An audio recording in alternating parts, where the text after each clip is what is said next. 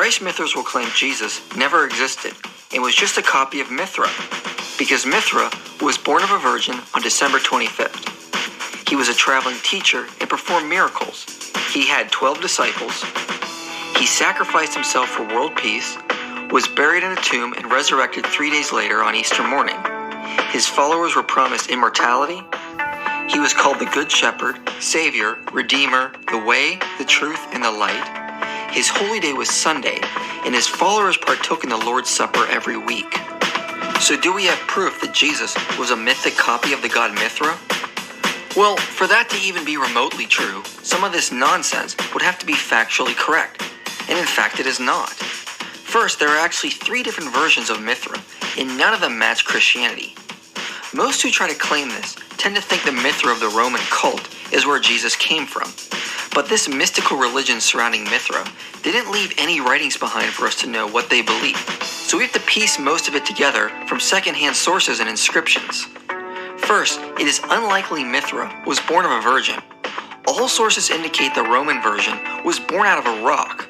This is also confirmed by Commodianus. In other versions, Mithra was created as an adult by Ahura Mazda. And even in Persian versions of Mithra, there is no indication from inscriptions he was born of a virgin. As for December 25th, Roger Beck states this is just absolutely wrong. In truth, the only evidence for it is the celebration of the birthday of Invictus on that date in calendar of Philocalus. Invictus is of course Sol Invictus, Aurelian's sun god. It does not follow that a different, earlier and unofficial sun god, Sol Invictus Mithras, was necessarily, or even probably, born on that day too. There is no evidence Mithra was ever called a traveling teacher. As for performing miracles, such a task was said of just about every deity, and is way too general to form any parallel. There is no evidence Mithra had 12 disciples in any version. In the Persian or Iranian version, he had 1 companion, who was Varuna, and in the Roman version, he only had 2 companions.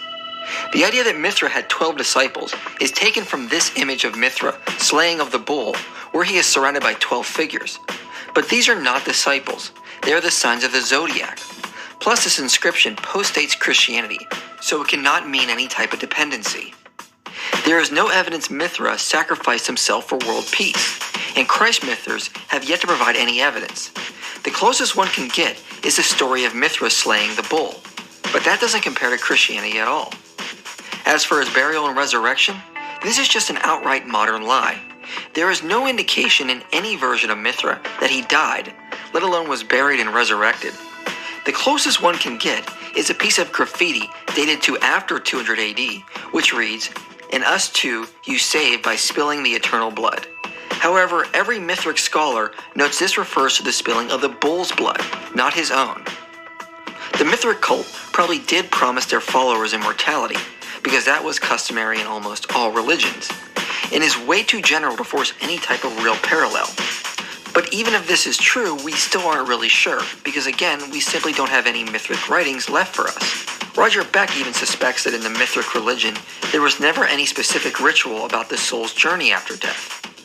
Mithric was never called the Good Shepherd, Savior, Redeemer, the Way, the Truth, and the Light, or any common title that is applied to Christ.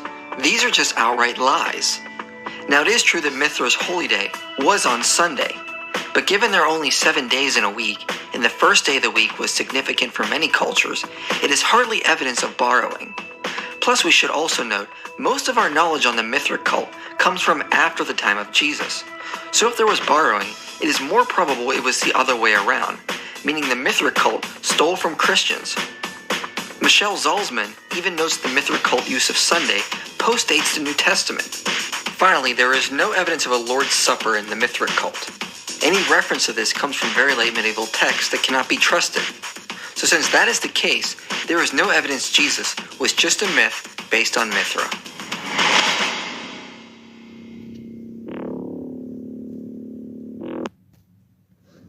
Many mysticists claim Jesus never existed. It was just a copy of the deity Horus. They claim there are several parallels which prove this, such as Horus was born of a virgin Isis on December 25th in a cave. A star in the east announced his birth, and he was visited by 3 wise men. He had an earthly father named Seb, which translates to Joseph. He was baptized by Anup the Baptizer. He had 12 disciples. He performed miracles, like walking on water, and raised El-Osiris from the dead. He gave a Sermon on the Mount, was crucified between two thieves, buried for 3 days, and was resurrected. He was called Christ, Anointed One, the Way, the Truth, and the Light, Messiah, Son of Man, and many other titles that are applied to Jesus. So it is pretty clear the story of Jesus is just a myth copied from the deity Horus. Well, that might be true if any of these claims about Horus were in fact true.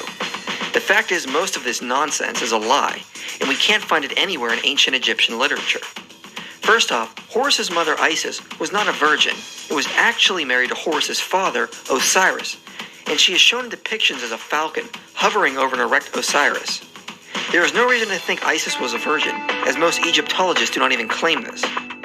One legend even has Isis sleeping with the dead body of Osiris, and Horus was conceived from that. So there is no reason to think Horus was born of a virgin.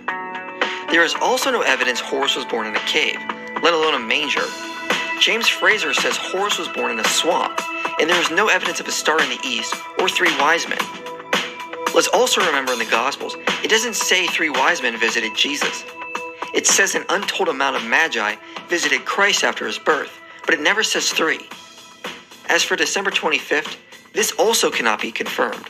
One reference has Horus being born in November, whereas Plutarch says Horus was said to have been born around the winter solstice, but there is no evidence for the 25th in particular.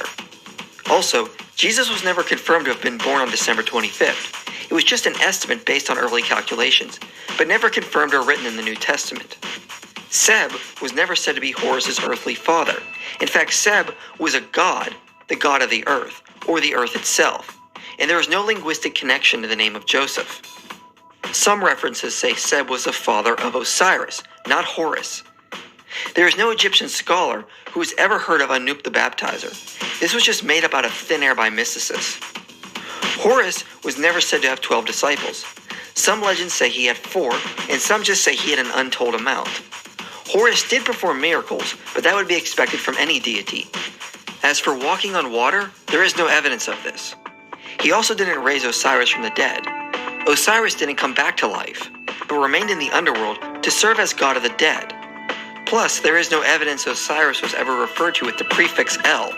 This is just not true in Egyptian mythology. There is no evidence Horus gave a Sermon on the Mount, no evidence he was crucified, let alone between 2 thieves, no evidence he was buried, and no evidence he was resurrected. He was never called Christ, Anointed One, the Way, the Truth, and the Light, or any of these titles commonly associated with Jesus. Modern mysticists have simply lied, or lack any ability to do accurate. Never existed, and was just a legend, stolen from the story of Krishna. Because Krishna was born of a virgin on December 25th. His birth was signaled by a star in the east, and attended by angels and shepherds, and presented with spices. He was persecuted by a tyrant who slaughtered thousands of infants. He is depicted with a foot on a serpent. He was a miracle worker. He taught through parables. He argued with the Hindu priests and called them hypocrites. He had a beloved disciple, whose name translated to John. He was killed at the age of 30, rose from the dead, and ascended to heaven. It is said he will return to earth on a white horse to kill an evil prince. He was crucified on a tree between 2 thieves. He was said to be the lion of the tribe of Saki, and he was the second person of the Hindu Trimurti. So do we have proof Jesus was a mythic copy of the god Krishna? Well, for that to be true, some of these claims would have to be factually correct, but many of them are false or total distortions. First, Krishna was not born on December 25th. All evidence shows he was born in the summer, and he was not born of a virgin. His mother had 7 children prior to Krishna. Krishna was just said to have been conceived without sexual intercourse. There is no evidence of a star signaling his birth. There were Hindu angels at his birth, but not shepherds. They were cowherds. And no spices, just flowers divinely given from heaven. These next 2 are actually true. He was said to be persecuted by a tyrant who slaughtered infants, and he is depicted on a serpent. But Jesus is not depicted this way in the New Testament, nor do early Christians present him like this. This came about later from Christians, but it doesn't even parallel to Krishna, who was actually dancing on the head of a serpent with 1,000 heads in order to defeat it. Nothing like this ever happens in the Bible. Krishna was a miracle worker, but all deities are said to be, so this is too general to form any parallel. The next one is partially true. Krishna did teach, but not through parables. So generally, just being a teacher is also way too general to make any type of parallel. It is also true Krishna did attack the Hindu priests for focusing too much on rituals. However, this next one is completely false. There is no evidence of a linguistic connection between these two names. John is just the English word for the name Yohanan and has no connection to India. Krishna was not killed around the age of 30. He lived to be well over 100. It is also false Krishna rose from the dead. After he died, his spirit just ascended into heaven, which is not a physical resurrection like what happened to Christ. It is a distortion of the myth to say Krishna is supposed to return on a white horse. A future incarnation of him is supposed to ride a white horse and kill all evildoers, which is similar to a view of how Christ will return. But this view of Christ is only one view in Christian eschatology. I myself am a post-millennialist, and do not think Jesus is supposed to return for battle, but will return once the Great Commission has succeeded, and live with us in the new paradise created on earth. There is no evidence Krishna was crucified on a tree between two thieves, no evidence he was said to be the lion of the tribe of Saki, and he was not called the second person of the Hindu Trimurti. He was one of the 10 avatars of Vishnu, which is more modalistic than anything. So some of these claims are false, but the parallels that are actually true have no power either, since Hindu scholars say Hindus were borrowing from Christian sources. Some scholars believe that, except for the name, the Krishna cycle of stories has borrowed extensively from Christian sources, especially in relation to the birth, childhood, and divinity of Jesus. The great Orientalist, Sir William Jones, held that the spurious Gospels, which abounded in the first years of Christianity, found their way to India and were known to the Hindus. According to others, Krishna's victory over Kaliya is a travested version of Christ's victory over Satan, the serpent. The German writer Weber held that Krishnaism was indebted to Christianity on the grounds that the worship of Krishna as the sole deity was a post-Christian phase in Hinduism.